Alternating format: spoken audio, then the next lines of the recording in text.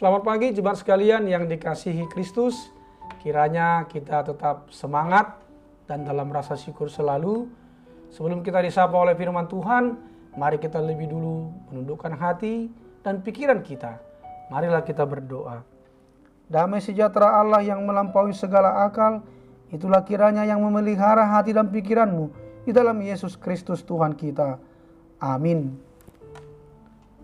Firman Tuhan pada hari ini Rabu tanggal 3 November 2021 terambil dari kitab Ayub pasal 23 ayat 10.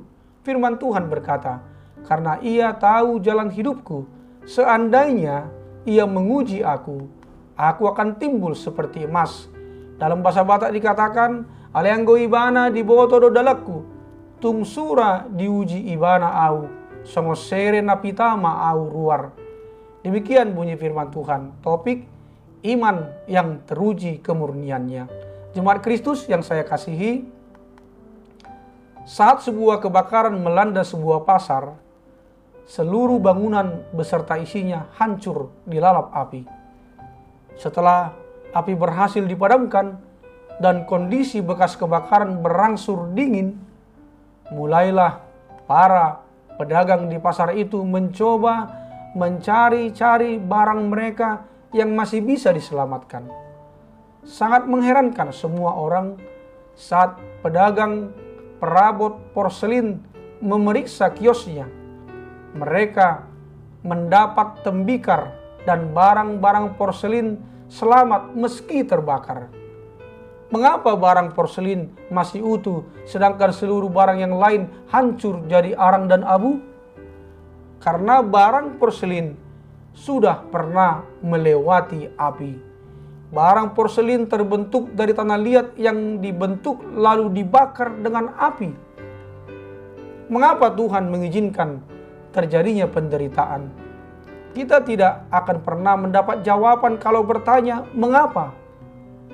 Namun kalau kita bertanya bagaimana, kita mendapat jawaban untuk mengatasi penderitaan itu. Yang pasti salah satu tujuan penderitaan terjadi adalah untuk membentuk kita menjadi manusia yang makin kuat dan tahan uji. Api memurnikan emas, penderitaan memurnikan manusia. Melalui penderitaan kita akan tahu sejatinya karakter seseorang.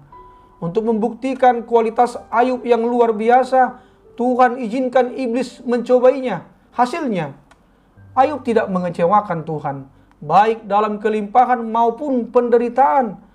Ayub tetap memuji nama Tuhan.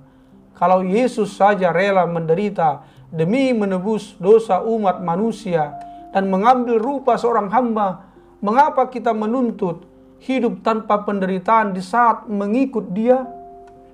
Sadarilah, kita ikut Tuhan atau tidak ikut Tuhan, penderitaan hidup pasti kita alami.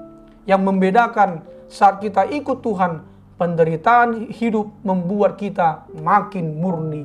Saat kita berhasil melewati satu persatu penderitaan yang terjadi, kita jadi semakin kuat dan pasti bisa menguatkan orang lain yang mengalami penderitaan seperti yang pernah kita alami. Saudaraku yang dikasihi Yesus Kristus, Ayub adalah tokoh di Alkitab yang meski kehilangan segalanya, tapi tetap bisa memuliakan Allah. Iblis sangat tahu bahwa banyak umat Tuhan yang mengikuti dia semata karena berkat-berkat yang ia beri. Maka iblis pun berusaha memalingkan manusia dari Allah justru melalui berkat-berkatnya. Banyak orang yang semula mengasihi Tuhan lalu berpaling karena kekayaan, jabatan, atau bahkan pasangan.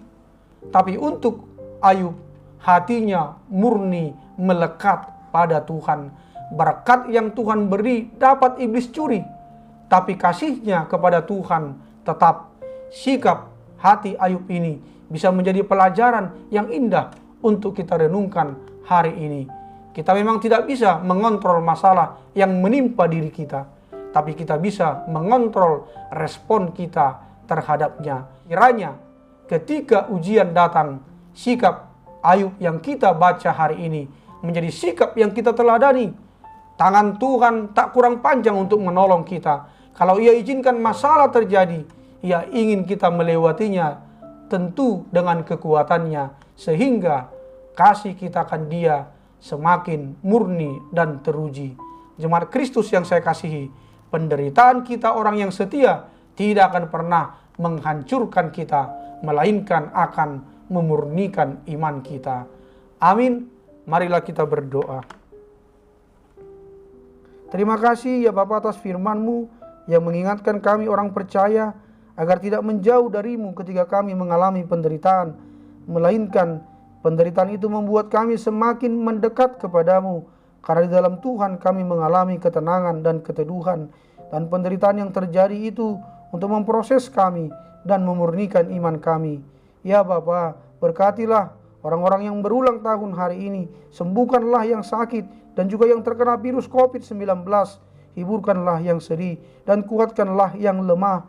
Berikanlah apa yang menjadi kerinduan di hati kami setiap pribadi dan keluarga.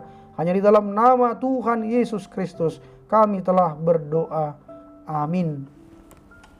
Selamat pagi, selamat beraktivitas, salam sehat, tetap semangat dan bersyukur. Tuhan Yesus memberkati.